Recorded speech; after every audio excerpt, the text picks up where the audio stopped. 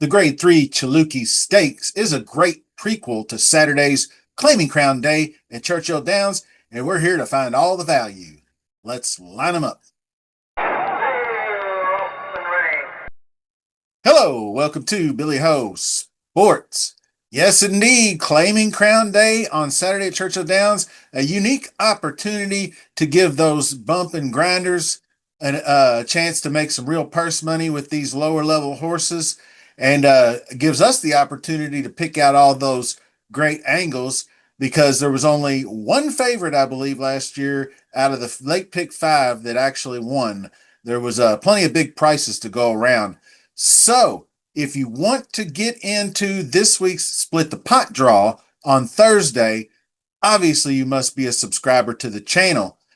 But the amount of the Split the Pot draw is up to you. If you, the viewer, can help me hit that 3,500 subscriber mark, which was about 15 or 16 away right now, the prize is going to be $35 on me that we split the pot. So we're going to get an extra $15 of wager money to team up on. Now, if we don't get there, we'll go down to 20. But once we hit that 3,500, we're going to go for the 35. But let's get it this week. So the incentive's there. Hit that subscribe button. Let's get this thing done. Drop a comment. And how about exact a box for the Chilukki Stakes? And let's jump into the past performances and look at the contenders. Okay, we are going 1 mile out of the chute on the dirt for 3-year-old fillies and mares, 3-year-olds and upward, I should say. So some of these fillies are going to be facing older for the first time. We'll start with number 1, Impel. This one, pretty solid resume for Brad Cox. Florent Giroux picks up the mount.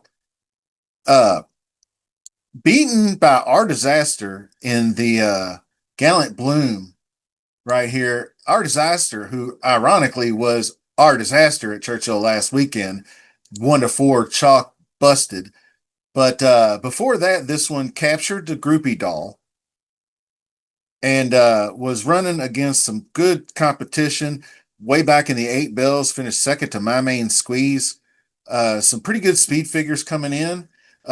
Stretching out to 8 furlongs should be useful for the quality road filly and strong rail bias. So since they adjusted the tactics where you're doing a little bit more pressing, results have been a little bit better and instead of being so close to the early pace. So good inside trip. This is a perfect spot for Giroux to use his best tactics. So I like this one.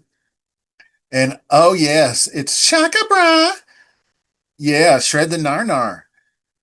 I was really excited for this one. I believe it was going to run in the Acorn Stakes earlier this year, and I was just kind of excited to see coming off the big 7-length optional claiming win on Oaks Day. But we didn't get to see her. She had a minor setback, aches and pains, so to speak. So she had to be given a month off, but she's back with regular works. Looking pretty good coming in for Brian Lynch. Luis Saez keeps the mount, but only 3 races under her belt and being off more than 6 months. I kind of feel like she's going to need a race. So I'm not really hopeful on the win, but maybe in the money finish. Then you have number 3, Literate, new to the Brad Cox barn. She spent the last 6 months running mostly on the all weather here at Woodbine, and wins the Grade 3 Trillium, and then tries the EP Taylor, and just a little over her skis in the EP Taylor. Obviously, limited turf experience, so that didn't work out for her. And then went right back to the Grade 3 Ontario Matron, and really tough outing there. Never involved in the race, going 1.16 on the all-weather there. So goes to Brad Cox. This is first start with trainer, who all these stats over here are just going to look juicy. So this one, I got to see one first as well, but could be a contender. Obviously, the connections are there with IRAD up. Then you have Runaway Diva picking up Jose Ortiz. And in the money, all 4 races at the distance, 2 wins, second and third. Hasn't been to Churchill Downs for this particular dirt race. Bunch of optional claimers, good finishes along the way in the middle here. Then steps up to Stakes Company for 100K at Laurel, and the Delaware Handicap was the Grade Three. She finished second behind Regaled, which is Regaled, pretty good runner. Obviously, she had a brief lead at the turn when Dazzling Move went wide in that race, but she was ultimately no match for the winner. But solid race leading in, nice freshening coming up. But the trainer win percentage for Michelle Hemingway, greatest stakes, 0 for 4 so far. Does get the top jock up, but maybe she might be sneaky. Uh, Keep an eye on the tote board for that one. She does have natural speed and fits this one turn mile, so not out of the realm. Then you have the five Zadorsky, which probably a little out of the realm for me. Six starts at Churchill Downs, though, has two wins, two thirds, a sharp 7.5 furlong score on a sloppy track back in May, right here, and looked pretty good clearing them by five. But moving into some of this other company here, tried the turf to no avail, then drops back to the 6 furlong sprint. Never threatened versus weaker, obviously. Poor greatest stakes. I just a little skeptical on this one from Whit Beckman, so I'll probably pass. Now we come up to One Magic Philly, another solid contender. Brendan Wallace, T Gaff, hook up. After a second in the Tranquil Lake Stakes, right here was a really solid finish. They switched barns, went from Philip D'Amato and comes back east to Keeneland for Brendan Walsh and really busts them in the first out, going 6.5, dropping to the sprint. A big 98 speed figure, really solid outing. Perfect pressing trip from Pratt. Obviously, she set off the pace, pouncing, turning for home, and drew clear to secure the victory. So obviously, she's a player in this field. She's ran in Philly Mare sprints. Chillingworth, she's got past experience in big time races, so you have to take notice of that. But here comes the one to beat. It's Ragtime.